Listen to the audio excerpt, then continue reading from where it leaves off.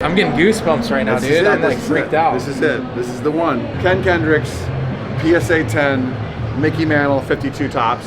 There's 3 in this condition, $25 to $35 million range.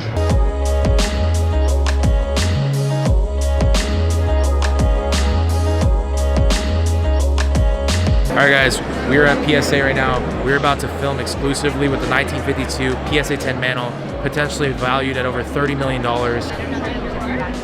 You want it? Ready for us? Yeah, go ahead. I had to like slide off. Look at my hands, dude. I can't even like.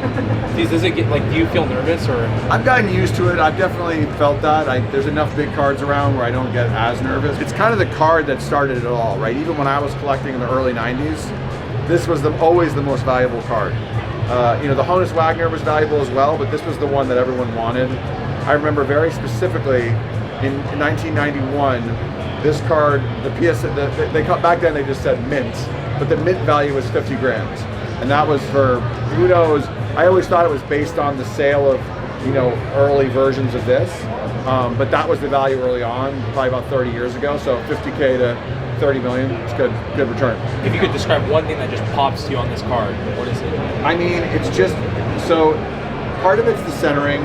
Part of it is the fact that the corners, like, it's hard to imagine a card looking so perfect that was existing for 70 years, right? Like, that's the crazy thing. It's like, how on earth did this card, like, have corners that are sharper than my brand new business cards that's 70 years old? That's really the impressive thing. It's such a classic image. You know, there are very few flaws with it.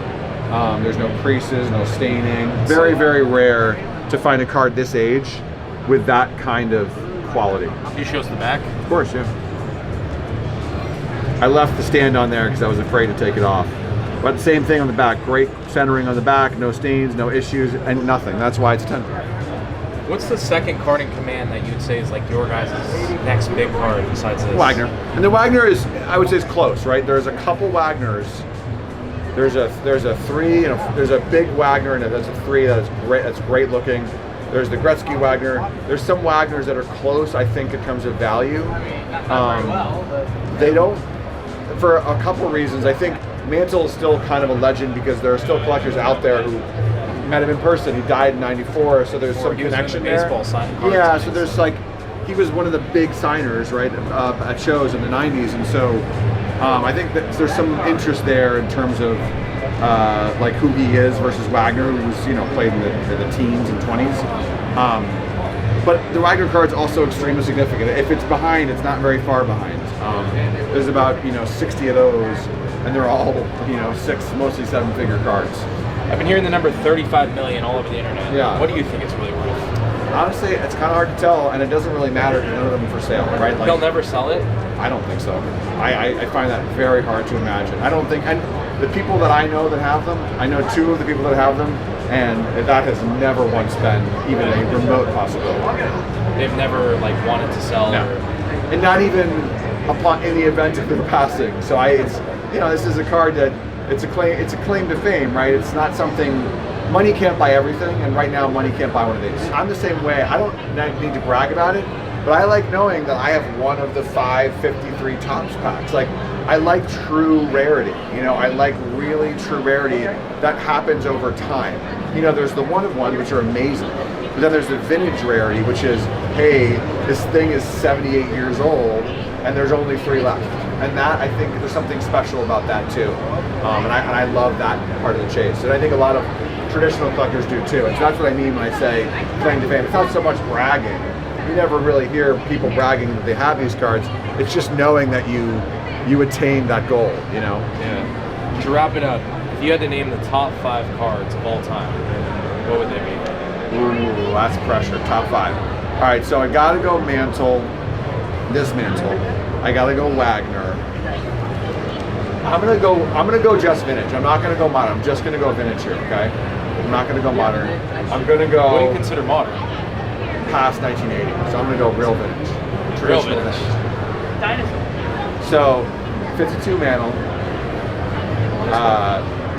I'm gonna go Wagner. I'm gonna go Baltimore News Roof. for sure. That's a big one for me. That might even be higher up for me. The true Ruth rookie from Baltimore News. I'd go maybe Joe Jackson Cracker Jack. And maybe, you know, I'm going to go one condition one. I'm going to go the PSA 10 Ted Williams rookie 39 play ball. There's only one of them. So I named 4 standard cards and 1 in a grade, but it's a 1 of 1, so I had to call it. Touche, I like that. That's cool, man. Thank you so much. Yeah, no problem. Tell me whose collection we have here. This is Ken Kendrick's collection. It's some of the best vintage cards in the world. I mean, kind of hard to imagine a better collection of vintage cards here. All right, let's show it off. What do we got? You got Ty Cobb, some of the best looking Ty Cobbs in the world, the T206s. You've got Gary Gowdy's and 9s. You've got Joe Jackson, Cracker Jackson 9s. These are all huge 6 and 7 figure cards. Up here, you've got the Napla Hoey Gowdy in the green over here. That was a card you had to mail away for. There's very few of them. That's the highest graded one in existence. What do you mean mail away for? So the Napla Hoey, there's a story around this. So they basically, it was actually a genius idea by Gowdy. They launched this set of cards in the 30s, super popular with kids, and they omitted one card. And it's this Napla Hoey right here. It's number 106 or 106. So they didn't ship it in packs. No. So kids would try and build the set, and there was no Napla Hoey. And so basically, kids would be looking for this card and not be able to find it. And eventually they realized it wasn't coming out in packs, so you had to write into Gowdy and get it mailed to you.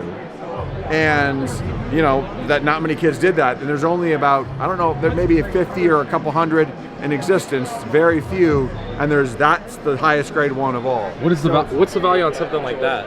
I mean, it's definitely high 6 figures. It could, I don't actually know now what it would be, but it's hundreds of thousands for sure. Okay, let's keep going down the line. What else? You got the rest here again, 6 to 7 figure cards, easy. The Roots, Gowdy Roots. 10, this is the only 51 rookie. That's a huge card. That's millions and millions of dollars. That is the only 51 Mantle 10. The only one, single one, only rookie 10 in existence. You'd have this over the 52? Yeah, there's only one. Then you got Joe Jackson here in a 9, another huge card. You got Clemente rookie in a 9, Aaron in a 10, another $1 million card. I mean, it's just, it's an epic collection, it really is. So what's your guys' connection with the D-backs owner? Well, Ken is a big customer of PSA, and you know, we love his collection. And you know, he's been a long time customer. And you know, as you can see, everything here is in the PSA slab. And so, you know, it's a position of mutual support. We love his collection, and hopefully he loves our slabs. We're here at the PSA. We're at the collector booth. We're here with Wada. We have Kevin here. And Dennis. Dennis, so you're the founder, creator of Wada? That's right, yeah. So tell us about Wada. Wada is just like PSA grades cards. We're a video game certification grading company. Everything you see here is we brought one, since we're at a sports show, right? So we're gonna bring one of every Madden game, or one game from every year for Madden, starting with the first Madden. This is the first Madden right here? Ever released on console, right? So for the Genesis. What's something like this worth? There's a higher grade version of this, which there's only like 6 known to exist. Sold for roughly $500,000 in Heritage at the peak, you know, COVID peak. So it's a 6-figure game for this one particularly. This one's obviously significantly more valuable. A lot of these are like hundreds, sometimes little thousands, especially, you know, the more modern you get, the more available they are. But who bought, you know, they only made 10,000 of these. Who bought it and didn't open it and play it? Right. Sports cards are a lot more like, you know, you can really mess them up. Like with a video game, like what's the biggest, like with cards, it's usually like corner surface. Yep. What's in the video? Like what's the biggest thing that'll look out for? There's creasing, denting. We grade the seals, and the number grade is the box grade, right? 7.5 is the box. The seal rating is an A. There's an A plus and an A plus plus, and then it goes all the way down to a C. So we rate the seal separately from the box because there's really 2 things you're looking at, right? With factory sealed games. All right, what's the best Madden game of all time? I'll go first. It's either going to be Madden 04. It's got to be Madden 04. Madden, I think for me, 04 have the new. When did they do the like, you know, the shimmy? Yeah, the shimmy. I think 05 was when they went. so far? Was that with? You remember with 06 they had the little passive precision thing? yeah. Everyone's like, turn it off, turn it off. What about you? Do you know? I don't know. Honestly, I was just telling Dennis, I sadly was a budget child with Joe Montana football, so I kind of sucked in that lane for a while. Got a lot of secondhand stuff. Kevin collects PC games, and PC Madden games. actually was first released on PC, yeah. Apple II. That's the real first release. Did you ever play Halo or anything like that? I did, yeah. I was a big Halo guy. I have a Halo copy sealed, but PC games are a fledgling market. Is it? For sure. Hey, man. Thanks for your time. What was your first national like? My first national, I was big into player sets, so I was doing the Ted Williams player set or master set off the registry, and I was searching for I was onto the most obscure stuff. I was looking for there was a 56 pins box with his name on it, and it was on the registry. You could slab it, so it was on the registry. And you just couldn't find it anywhere except here. So I came here with very specific needs. I was like, I need the Wilson Franks Ted Williams. I need the 56 pins box with his picture on it, Ted Williams, and I got them all. And I was like, wow, this is the greatest thing ever. There's never a better place if you're searching for sort of, and not ambiguous, but if you're searching for kind of rare, off the beaten path stuff, this is your best chance for sure. It's crazy how you describe that, because I think if you're not in the card scene, you don't get how we're very meticulous and on OCD and on point with the sets and everything about it. It's it's special though, because I get that. I can even though I don't know those sets, I can kind of picture that. And I think that's what bonds us. Yeah, it's some of the master sets are you cannot do them unless you spend years and sometimes decades. There's some stuff in there.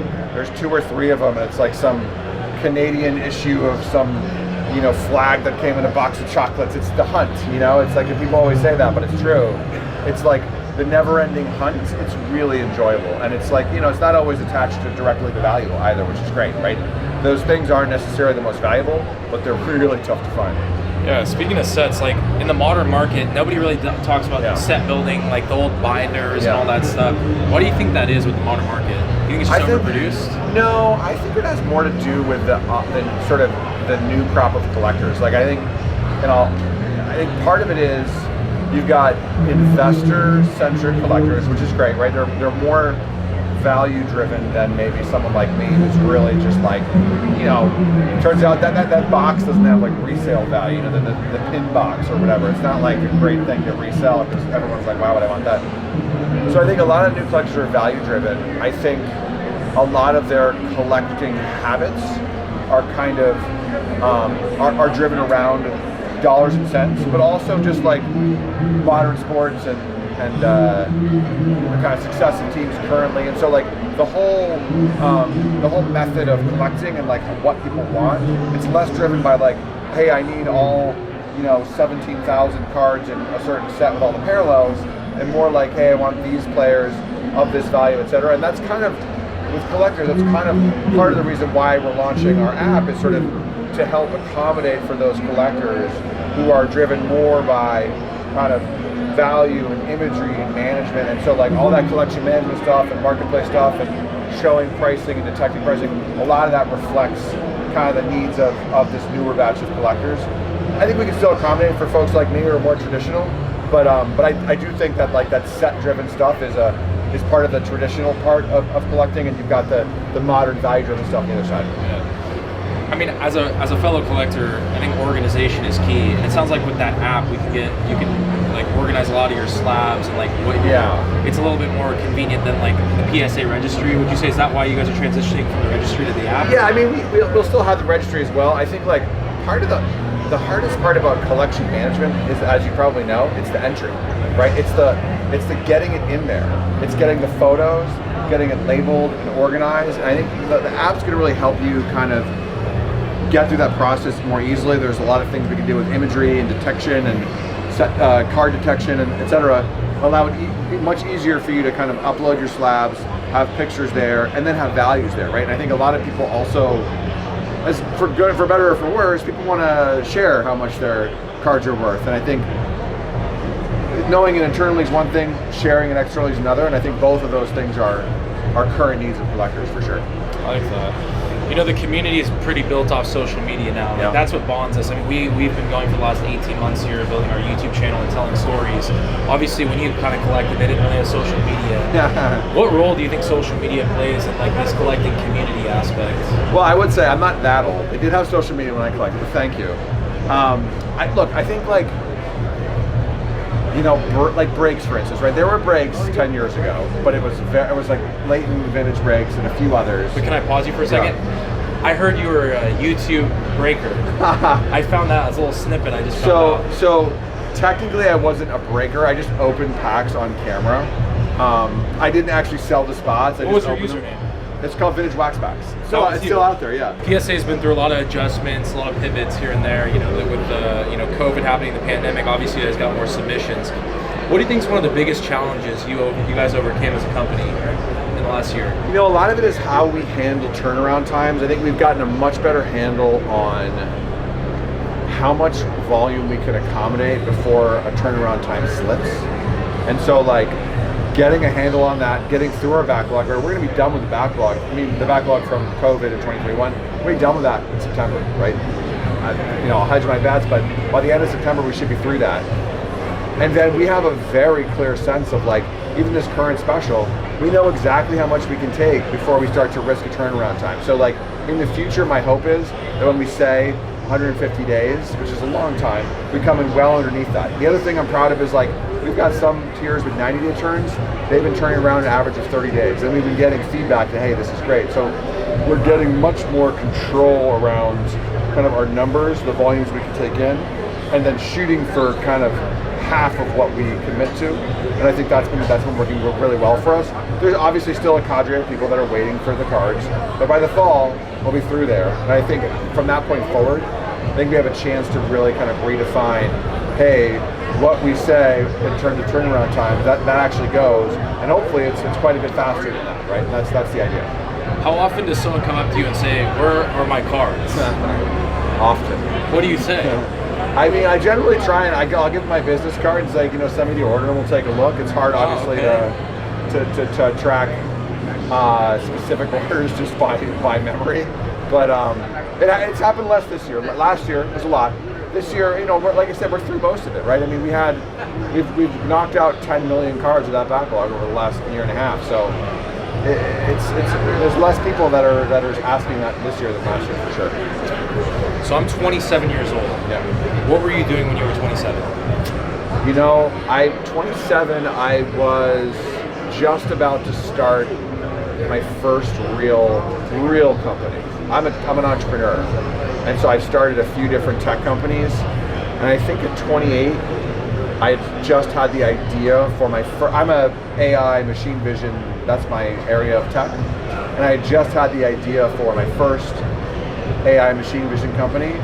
And I think over the next year, I worked at this other startup and was basically, I had to get up, like I didn't have any money, so I kept my day job, and I had to pay developers with my salary, and I'd wake up really early, work on my company, go to work from 9 to 5, and then from 5 to maybe 9 or 10, I would pitch investors on the West Coast from the East Coast. And so it was a long year, but that led up to basically eventually being able to get out and do that on my own.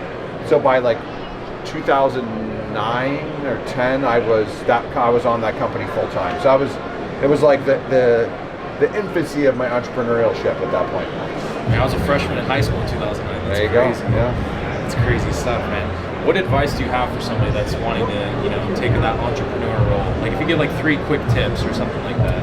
I would say one is kind of don't get too attached to your idea. Like in the card hobby in particular, there's a tendency to think, I don't want to share this idea with you because it's too good. And like for instance, the gentleman idea, right? The idea of digital grading, it's not original. 1,000 people have talked about it before, and there's probably 10 companies here that are talking about it now.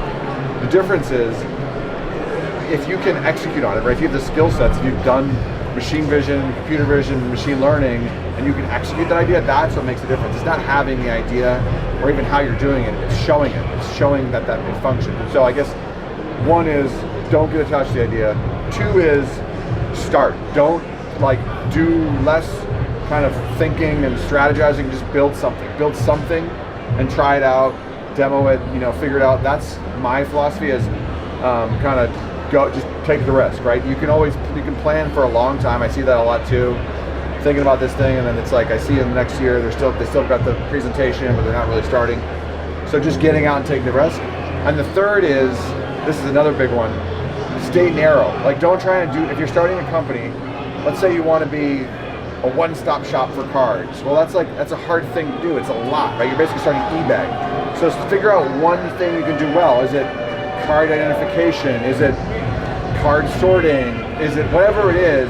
Pick one little thing, do that well, and then you can expand from there. But if you try and do too many things, you kind of do everything sort of mediocre, and then nothing really happens, and no one shows up for your idea. So those are my three big ones. They're kind of they're well-worn territory in the tech world, but I think it applies here as well. All right. Tell us about some upcoming things that PSA has got on deck for the next. Where do you guys see in the next 6 months? What's going to be some sneak peeks? What do you got? So we got big ones international. So we got an office opening in Tokyo.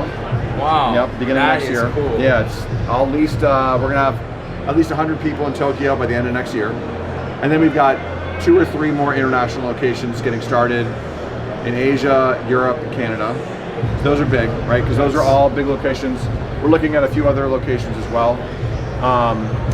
We are going to start to get really smart on pricing and card identification. So a lot of the fingerprinting stuff we talked about with Gentleman, that's going to become really important in terms of fraud detection and population data control. And then of course the app itself, right?